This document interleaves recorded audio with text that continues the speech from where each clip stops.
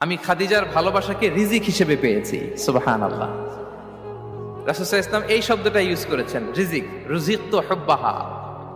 এবং তিনি দোয়া করার সময় বলতেন, আল্লাহ, কিয়ামতের সে বিভীষিকাময় দিনে, যেদিন বন্ধু বন্ধুকে চিনবে না, স্বামী স্ত্রীকে চিনবে না, বাবা সন্তানকে চিনবে না, পীর সাহেব মুরিদকে চিনবে না, নেতা কর্মীকে চিনবে না, ভাই বোনকে চিনবে না, সেই কঠিন মুহূর্তে আল্লাহ আমি আমার খাদিজাকে যেন ভুলে না যাই।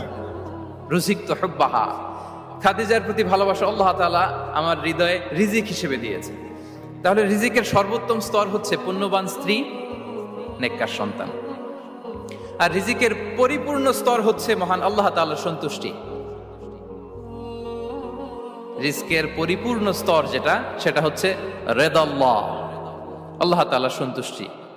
আমার আল্লাহ যদি আমার উপর সন্তুষ্ট হয়ে যায়, আমাদের আর কিছু লাগে? আর কিছু লাগবে? এটাই তো আমাদের